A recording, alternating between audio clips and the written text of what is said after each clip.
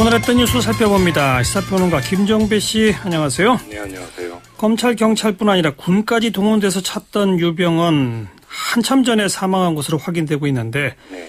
참 1차 책임자 처벌 이건 이제 뭐 어려워진 거 아닙니까? 검찰이 계속 수사를 벌여왔는데 이 검찰이 수사라고 하는 것은 사법 처리를 전제로 한 것 아니겠습니까? 물론이죠. 그런데 그 이제 대상이 사망을 한 것으로 지금 나오고 있기 때문에 그렇게 되면 뭐 수사는 당연히 중단이 돼야 된다고 보는 것이고요. 예. 이런 점에서 이제 검찰이 사실은 뭐 좀 그 앞길을 잃었다고도 볼 수가 있을 것 같고요. 그런데 여기서 또 다른 문제가 그 더불어서 제기가 될 수가 있습니다. 뭐죠? 그게 뭐냐면 세월호 특별법에서 핵심은 진상조사위원회에 수사권을 부여하느냐 마느냐 이 문제 아니었겠습니까? 예. 그런데 여기서의 그 진상조사라고 하는 것은 사법처리 문제만은 아니었던 거거든요. 그렇죠. 그러니까 이게 이제 구조적인 문제가 어떻게 되어 있는 것이고 어떤 시스템에서 이런 문제가 발생했는가 여기에 초점이 맞춰져 있었던 것인데 예.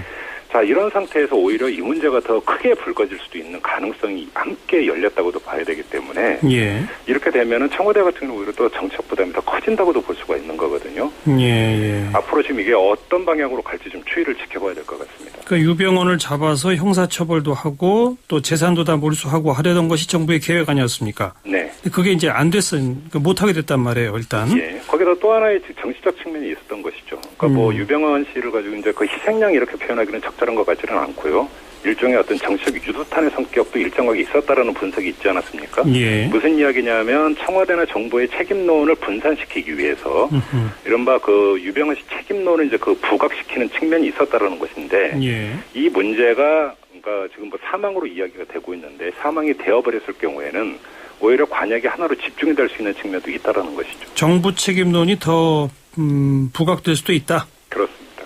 그런 의미에서는 특별법의 진상조사의 수사권 쪽에 더 힘을 받을 수도 있다 이 말인가요? 지금 뭐 당장 새정치민주연합 같은 경우는 벌써부터 이제 그 주장을 하고 나오지 않았습니까? 이거 유병헌 씨가 사망한 것으로 지금 그 나오고 있는 상황에서는 자칫하다가 진상이 묻힐 수도 있다. 예. 따라서 특별법을 하루라도 빨리 제정을 해서 수사권을 부여하고 진상 규명에 나서야 된다.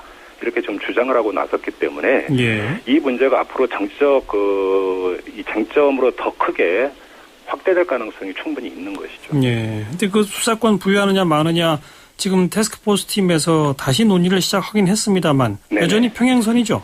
지금 뭐 중재안이라고 하는 게 나오기는 했습니다. 예를 들어서 진상조사위원회 이제 특검을 더 가지고 특검을 진상조사위원회에 포함시키는 한 예. 이게 지금 중재안으로 이제 나와 있고 태스크포스에서 이걸 논의를 하고 있다고 하니까 예. 이게 어떻게 될지 이걸 좀 봐야 될 것 같습니다. 예. 자, 그건 그렇고 지금 경찰력이 총동원됐었고 뭐 금수원 2번이나 압수수색했고 뭐 대통령도 또 2번이나 검거를 독려했고 네. 근데 결국 시신으로 발견됐어요. 이건 뭐 경찰이나 이런 당국 책임론 일겠죠? 당연히 일 수밖에 없죠. 그러니까 당장 이 구속영장 재청구에서 발부받지 않았습니까? 예. 이때 검찰이 뭐라고 했냐면 추적의 꼬리를 놓치지 않고 있다고 했어요. 자, 그러면 그 검찰이 부여잡고 있던 꼬리가 도대체 무슨 꼬리냐라는 겁니다. 예. 뭐 당연히 반문이 나올 수밖에 없는 거고요. 지금 이 경찰의 허술한 처리에 대해서 비판이 있습니다. 지금 이 유병헌 씨의 도주 경로와 이 시신이 발견된 장소가 상당히 근접한 곳에 있고 예. 또 유병헌 씨로 의심해 볼 만한 여러 가지 정황들이 있었음에도 불구하고 단순 노숙자 처리한 것에 대해서 이제 경찰 비판을 하고 있는데 예. 이 경찰이 이렇게 처리를 하는 데 있어서는 검사의 지휘를 받게 돼 있지 않습니까? 그렇죠. 그런데 이제 검사 같은 경우도 사실은 이것을 그냥 허투루 흘러 넘겨버렸다는 이야기가 되는 것이니까 이런 점에서도 사실은 구멍이 있었다고 봐야 되는 거고요. 예. 또 한 가지는 검경이 얼마만큼 공조 체제를 갖추고 유병헌 추적을 지금까지 해왔는가도 사실은 처음부터 다시 복귀를 하면서 구멍이 어디 있었는지를 물어야 되는 단계에 와 있다는 것이죠. 예. 이런 점에서 볼 때는 사실은 검찰이 뭐라고 여기서 항변을 할 수 있고 뭐라고 해명할 수 있을지 저는 좀 궁금합니다. 네. 그러다가 지금 장남 이런 가족들도 지명수배까지 돼 있고 현상까지 걸려 있는데 여전히 오리무중 아닙니까? 그렇습니다.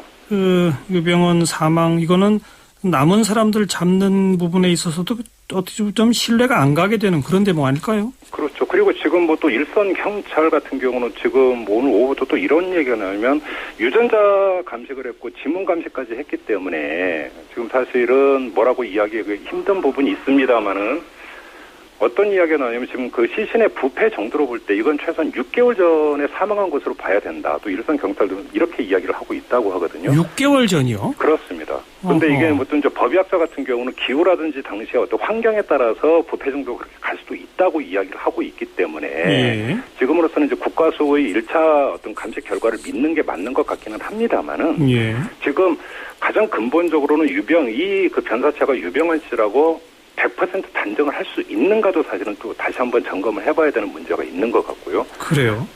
또 한 가지는 지금 유대균 씨 같은 경우는 전혀 지금까지 거론이 제대로 되지도 않았고 행방도 묘연하지 않습니까? 맞아요. 자, 그러면 유대균 씨에 대한 추적과 수사는 어떻게 되고 있는지 아는 바가 전혀 없다라는 겁니다. 그러면 예. 검찰은 유대균 씨 같은 건 완전히 놓쳐버린 것이냐? 예. 사실 아는 게 아무것도 없다라는 거, 공개된 것도 별로 없다라는 것이죠. 그동안 유병헌 전 회장에 집중하느라고 사실 언론에서도 유대균 씨 부분은 좀 관심을 소홀히 한 것도 사실이죠. 그렇습니다. 근데 이제는 타겟이 그쪽으로 맞춰질 수도 있단 말이에요. 그렇죠. 근데 좀 아까 중요한 말씀 하신 게 이게 정말 유병헌 회장이 맞느냐도 다시 확인해야 한다. 국가수의 유전자 검식, 지문 감식 이 정도면 이걸로 확정 지어야 되는 거 아닌가요? 뭔가 과학 수사에 따르면 그렇게 봐야 되는 건데요. 예. 문제는 지금 이제 국가수 현장팀이 내려가 있고 이제 최종적인 그 결과가 나오지 않겠습니까? 예. 그런데 이제 뭐 이런 그 의문을 제기하는 사람들이 그냥 예를 들어서 네티즌이나 일반 국민들의 상식적 물음 수준이 아니라 예. 이 강력범이라도 이런 것들을 계속 추적해왔던 일선 경찰들조차도 사실은 좀 고개를 갸우뚱거리고 하는 부분들이 있기 때문에 예. 물론 그분들 같은 경우는 법의학에 기초했기보다는 경험에 기초한 얘기가 되겠죠. 예. 그렇기 때문에 어느 정도 무게를 둬야 될지는 모르겠습니다만은 사실은 그러니까 그 돌다리도 두들겨보고 건넌다라고 하나하나 사실은 다 점검을 해볼 대상이라는 것이죠. 알겠습니다. 김종배 씨 말씀 여기까지 듣고 잠시 뒤에 그 관련 전문가 연결해서 그 궁금증을 좀 풀어보겠습니다. 네네. 고맙습니다. 고맙습니다. 네, 시사평론가 김종배 씨였습니다.